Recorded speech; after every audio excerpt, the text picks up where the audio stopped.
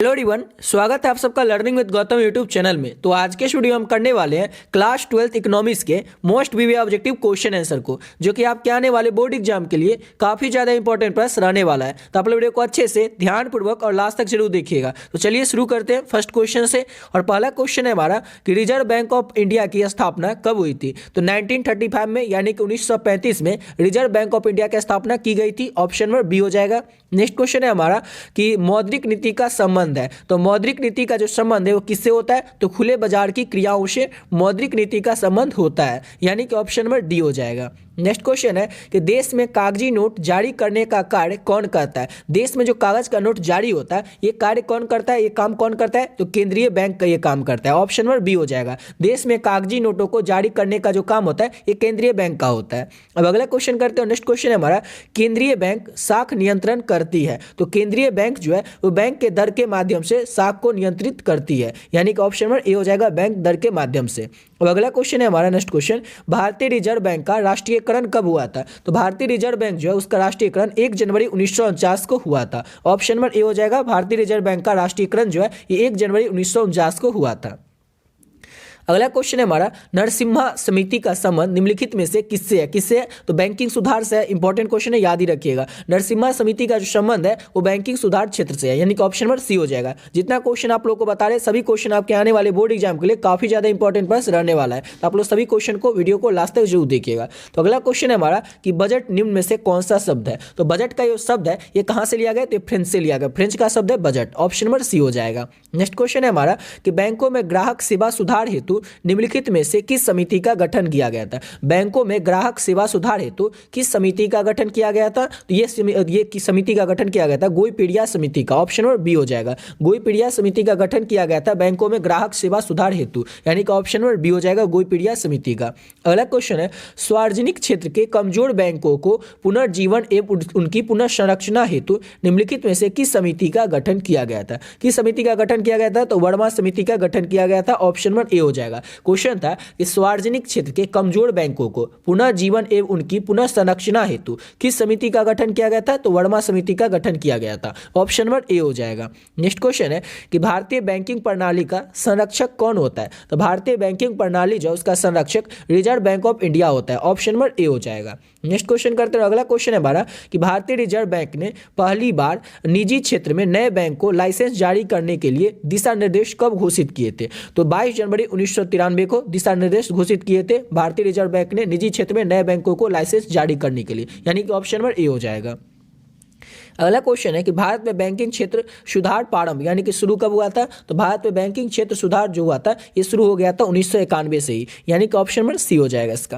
अब अगला क्वेश्चन करते हैं। नेक्स्ट क्वेश्चन है कि भारत में 14 बड़े अनुसूचित व्यावसायिक बैंकों का राष्ट्रीयकरण किया गया था। तो राष्ट्रीयकरण कब किया गया था, तो 1969 में किया गया था। ऑप्शन नंबर सी हो जाएगा। भारत में 14 बड़े अनुसूचित व्यावसायिक बैंकों का जो राष्ट्रीयकरण है 1969 में किया गया था। ऑप्शन नंबर सी हो जाएगा। नेक्स्ट क्वेश्चन है, ऐसे व्यय जो कि व्यय मतलब ऐसा खर्च जो सरकार के लिए किसी परिसंपत्ति का सृजन नहीं करते हैं, तो ये क्या कहलाते हैं, तो ये कहलाते हैं राजस्व व्यय, यानी कि ऑप्शन नंबर ए हो जाएगा। ऐसे कोई व्यय मतलब होता है ऐसा कोई खर्च जो कि सरकार के लिए किसी परिसंपत्ति का सृजन नहीं करते तो वो राजस्व व्यय कहलाता है। ऑप्शन नंबर ए हो जाएगा।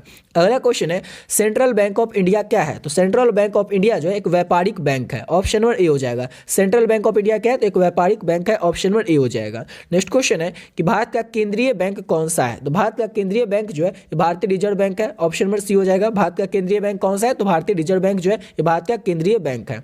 अगला क्वेश्चन है, केंद्रीय बैंक के द्वारा कौन सी मुद्रा जारी की जाती है। केंद्रीय बैंक के द्वारा ना चलन मुद्रा को जारी किया जाता है। केंद्रीय बैंक जो होता है उसके द्वारा चलन जो मुद्रा चल रही है मुद्रा उस मुद्रा को जारी किया जाता है केंद्रीय बैंक के द्वारा।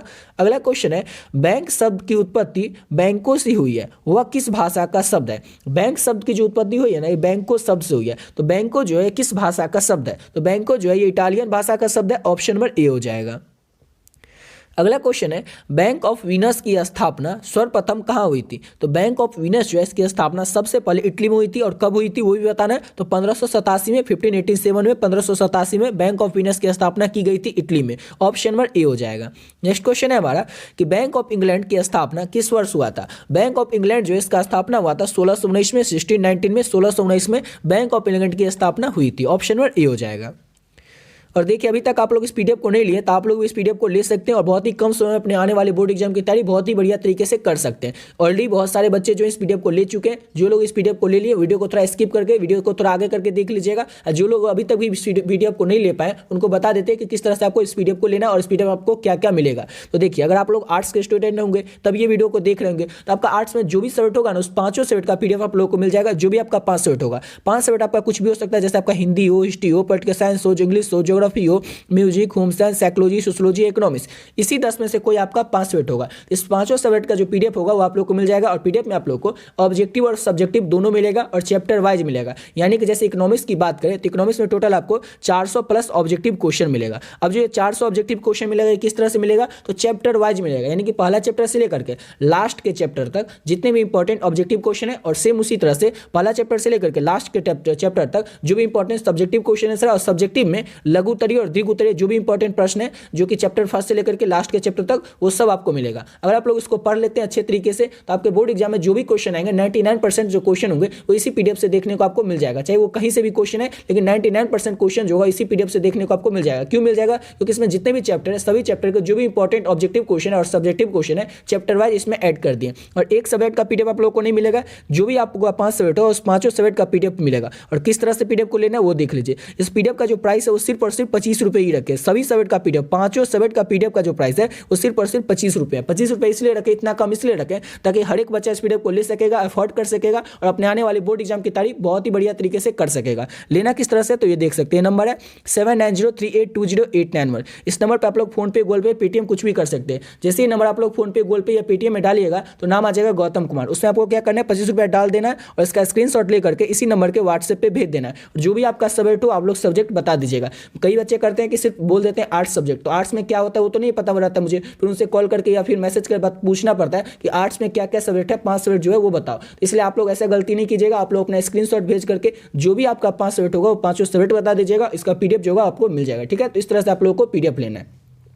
अब आपके मन में होगा कि क्या इतना समय, बहुत ही कम समय बचा हुआ है, इतना कम समय में इसका तैयारी कर सकते हैं, क्योंकि इतना कम समय में आप क्या ही कर लेंगे। तो इसका जो प्रिपरेशन आप लोग एक सब्जेक्ट का जो तैयारी है वो ज़्यादा से ज़्यादा आप लोग 5 से 6 घंटे में कर सकते हैं। अगर जैसे आपका इकोनॉमिक्स सब्जेक्ट होगा तो इकोनॉमिक्स को आप लोग 5 से 6 से ज़्यादा 7 घंटे में आप लोग पूरा इकोनॉमिक्स को खत्म कर दीजिएगा अगर इस पीडीएफ से आप लोग पढ़ते हैं तो। और एक भी क्वेश्चन आपसे छूटने वाला नहीं है आपके आने वाले बोर्ड एग्जाम में। अभी तक अगर आपका कुछ भी तैयारी नहीं हुआ तब तो आप इसको ले ही लीजिएगा। जो बच्चे पहले से पूरा प्रिपरेशन कर चुके हैं, अच्छे तरीके से तैयारी कर चुके हैं, वो लोग भी इसको रिवीजन के लिए ले सकते हैं, क्योंकि इसमें उसी लेवल के क्वेश्चन ऐड किए गए जो कि आपके आने वाले बोर्ड एग्जाम में आएंगे। उसी लेवल के क्वेश्चन, वही सब क्वेश्चन इस पीडीएफ में ऐड किए हैं। और जो लोग अभी तक कुछ भी नहीं पढ़े या थोड़ा बहुत पढ़े तो वो लोग इस पीडीएफ को लेकर के बहुत ही कम समय में, इस पर जैसे 400 क्वेश्चन है, अगर आप लोग 1 घंटे में 50 से 60 ऑब्जेक्टिव कर लेते हैं और 5 से 10 सब्जेक्टिव क्वेश्चन कर लेते हैं तो क्या हो जाएगा, अब पूरा 4 से 5 या 6 घंटे में क्या कीजिएगा, पूरा जो इकोनॉमिक सब्जेक्ट है उसको खत्म कर दीजिएगा। और इसके बाहर से एक भी क्वेश्चन नहीं आएगा, तो इसके अलावा आपको कुछ पढ़ने का जरूरत ही नहीं है। एक और चीज आपको बता दें कि सब्जेक्टिव क्वेश्चन आप लोग देखते होइएगा कि ऐसा लैंग्वेज रहता है, खासकर इकोनॉमिक्स में, साइकोलॉजी में और इकोनॉमिक्स में तो खासकर ऐसा लैंग्वेज रहता है आपके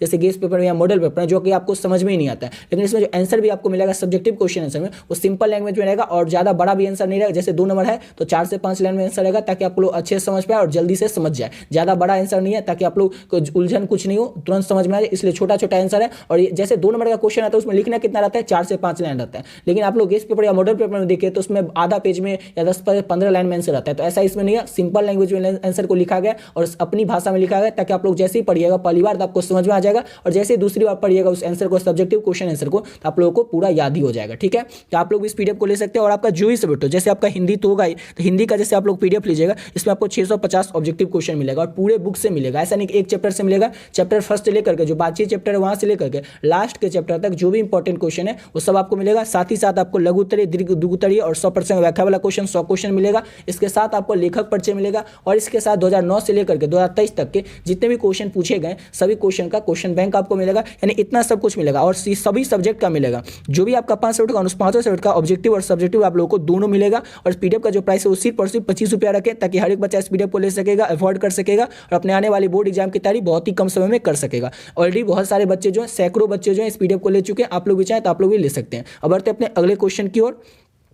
और नेक्स्ट क्वेश्चन हमारा कि निम्नलिखित में से किसने कहा कि आधुनिक बैंकों के 3 पूर्वज हैं, व्यापारी, महाजन और सोनार। ऐसा किसने कहा था कि आधुनिक बैंक जो है उनके 3 पूर्वज हैं, व्यापारी, महाजन और सोनार। ऐसा किसने कहा था, तो क्राउथर ने कहा था। ऑप्शन नंबर ए हो जाएगा। अगला क्वेश्चन है हमारा, नेक्स्ट क्वेश्चन, जनता का बैंक कौन सा है? चार ऑप्शन में सबको बताना है कि जनता का बैंक कौन सा है। तो व्यापारिक बैंक जो है ये जनता का बैंक है, ऑप्शन में इसका ए हो जाएगा। अगला क्वेश्चन है हमारा, नेक्स्ट क्वेश्चन, एटीएम का पूर्ण रूप क्या होता है, यानी कि एटीएम का फुल फॉर्म क्या होता है? तो एटीएम का फुल फॉर्म होता है ऑटोमेटेड टेलर मशीन, यानी कि ऑप्शन में इसका सी हो जाएगा। एटीएम का फुल फॉर्म होता है ऑटोमेटेड टेलर मशीन।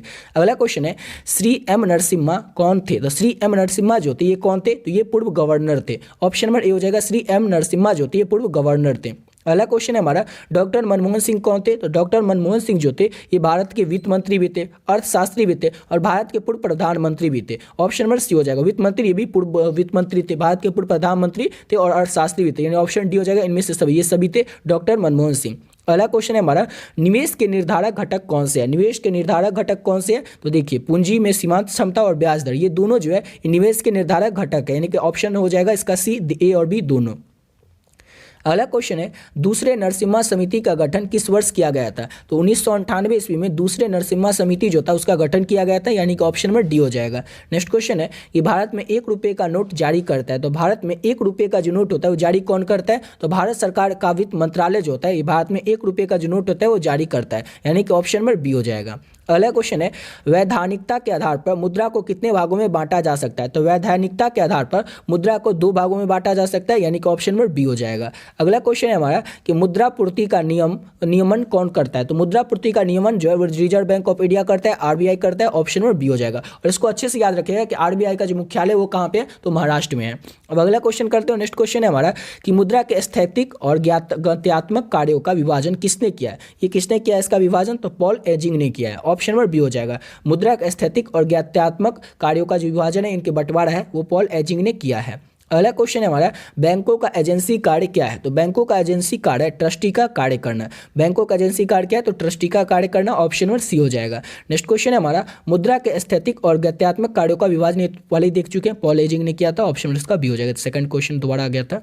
अगला क्वेश्चन है, आर्थिक महामंदी की काल की अवधि थी, इंपॉर्टेंट क्वेश्चन है, इसको भी याद रखेगा। तो 1929 से लेकर के 1932 तक थी। अगर आपके ऑप्शन में 1929 हो, 30 हो या फिर 31 हो तो आप लोग लगा सकते हैं कुछ भी ऑप्शन में। अगर ये सब हो 1929 1932 हो तो यानी याद रखेगा महामंदी का जो काल था 1929 से 1932 तक था। ऑप्शन में आपके अगर सिर्फ 1929 रहे तो 1929 भी लगा सकते, 30 रहे तो 30 भी लगा सकते, क्योंकि महामंदी का जो काल था 1929 से 1932 तक चला था, लेकिन शुरुआत हुआ था 1932 से।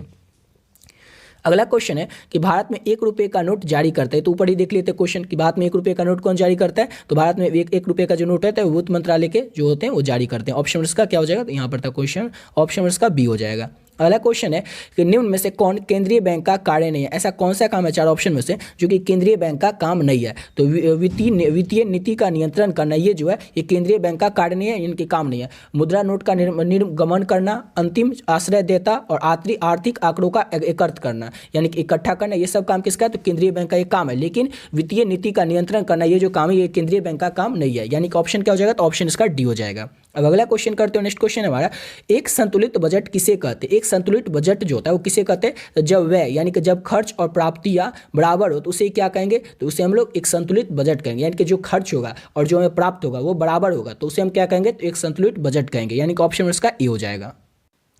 अगला क्वेश्चन करते हैं, नेक्स्ट क्वेश्चन है हमारा, निम्न में से कौन राजकोषीय घाटे से होने वाला खतरा है? कौन है? 4 ऑप्शन में सबको बताना है। इसका ऑप्शन हो जाएगा स्फीतिकारी दबाव। स्फीतिकारी दबाव जो है ये राजकोषीय घाटे से होने वाला खतरा है, ऑप्शन नंबर बी हो जाएगा।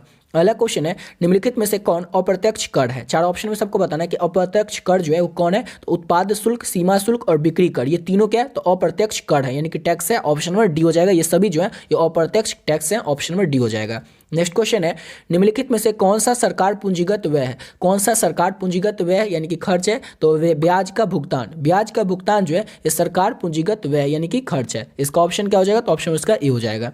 अब अगला क्वेश्चन करते हैं, नेक्स्ट क्वेश्चन है, बजट शब्द की उत्पत्ति हुई है। तो ऊपर ही देखे थे कि बजट शब्द की जो उत्पत्ति हुई है फ्रेंच शब्द से हुई है, यानी कि ऑप्शन नंबर ए हो जाएगा। फ्रेंच शब्द से बजट शब्द जो है उसकी उत्पत्ति की गई है, ऑप्शन नंबर ए हो जाएगा। नेक्स्ट क्वेश्चन है, कौन अर्थशास्त्र में आय, रोजगार एवं उत्पादन में अंतर नहीं होता है? कौन से अर्थशास्त्र अर्थशास्त्र में आय, रोजगार एवं उत्पादन में जो है अंतर नहीं होता है, तो समष्टि अर्थशास्त्र में एक होता है व्यष्टि अर्थशास्त्र और एक होता है समष्टि अर्थशास्त्र और एक पूंजीवादी अर्थशास्त्र। तो इसमें से जो है समष्टि अर्थशास्त्र में जो है आय, रोजगार और उत्पादन में अंतर नहीं किया जाता है। अगला क्वेश्चन है हमारा, किसके अनुसार रोजगार सिद्धांत को समूह मांग सिद्धांत भी कहा जाता है? किसके अनुसार कहा जाता है? तो केन्स के अनुसार। केन्स के अनुसार रोजगार सिद्धांत को समूह मांग सिद्धांत भी कहा जाता है। ऑप्शन नंबर बी हो जाएगा। अगला क्वेश्चन है, भारत का वित्तीय वर्ष कब से कब तक का होता है? तो भारत का जो वित्तीय वर्ष होता है वो 1 अप्रैल से शुरू होता है और 31 मार्च तक चलता है, यानी कि ऑप्शन में इसका ए हो जाएगा। अगला क्वेश्चन है, निवेश गुणक सिद्धांत की अवधारणा किसने दी थी? तो निवेश गुणक सिद्धांत की जो अवधारणा है वो किन्स ने दिया था, यानी कि ऑप्शन में इसका ए हो जाएगा।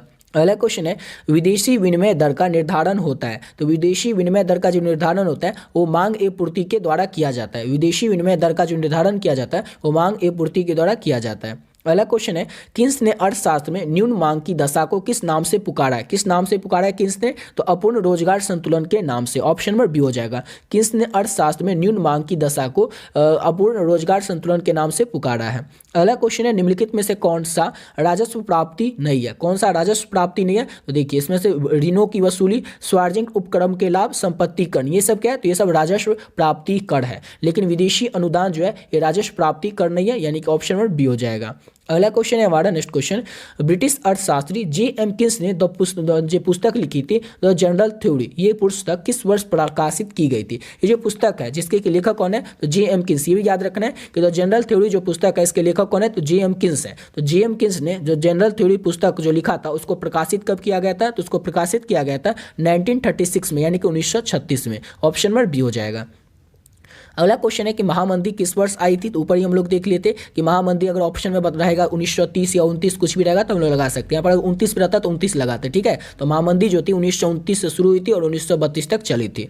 इसी के साथ वीडियो पे कंप्लीट करते हैं। आशा करता हूँ आप लोग को वीडियो अच्छा लगा होगा। तो मिलते हैं नेक्स्ट वीडियो में, जिसमें कि हम करेंगे इकोनॉमिक्स के सब्जेक्टिव क्वेश्चन आंसर को, लघुत्तरीय और दीर्घोत्तरीय प्रश्न को। और आप लोग को पीडीएफ के बारे में ऑलरेडी बताई दें कि अगर आप लोग का कुछ भी तैयारी नहीं हुआ तो आप लोग इस पीडीएफ को लेकर के बहुत ही कम समय यानी कि आपके पास 5 से 6 घंटा भी होगा तो आप लोग इस पीडीएफ को लेकर के बहुत ही बढ़िया तरीके से और बहुत ही कम समय में तैयारी को कर सकते हैं। पीडीएफ का प्राइस ऑलरेडी पहले ही बता चुके हैं कि सिर्फ और सिर्फ 25 रुपया। 25 रुपया इसीलिए रखें ताकि सभी बच्चा इसको ले सकेगा और बहुत सारे बच्चे जो ऑलरेडी ले चुके हैं, सैकड़ों बच्चे जो हैं इस पीडीएफ को ले चुके हैं और अच्छे तरीके से तैयारी कर भी लिए। तो आप लोग भी चाहें तो आप लोग इस पीडीएफ को लेकर के बहुत ही बढ़िया तरीके से तैयारी कर सकते हैं, ठीक है। कुछ भी आपका तैयारी नहीं हुआ तो कोई बात नहीं, बस आप लोग इस पीडीएफ को लेकर के 5 से 6 घंटा आपको पढ़ना है, ज़्यादा टाइम नहीं देना। बस 5 से 6 घंटा अगर आप लोग पढ़ लेते हैं इस पीडीएफ को तो आपके आने वाले बोर्ड एग्जाम में एक भी प्रश्न आपसे छूटने वाला नहीं है। जो भी प्रश्न आएंगे वो इसी में से आएंगे, क्योंकि इसमें जितने भी इंपॉर्टेंट क्वेश्चन है चैप्टर वाइज इंपॉर्टेंट, ऑब्जेक्टिव और सब्जेक्टिव सभी इसमें ऐड कर दिए। तो आप लोग इस पीडीएफ को ले सकते हैं। नंबर बता दिए 7903820891। इस नंबर पर आप लोग फोन पे, गूगल पे, पेटीएम कुछ भी कर दीजिएगा और इसका स्क्रीनशॉट लेकर के आप लोग को इसी नंबर के व्हाट्सएप पे भेज देना है। और आपका जो भी सब्जेक्ट होगा 5 सब्जेक्ट आप लोग बता दीजिएगा और 5 सब्जेक्ट का जो पीडीएफ होगा वो सिर्फ और सिर्फ 25 रुपये आप लोग को मिल जाएगा, ठीक है।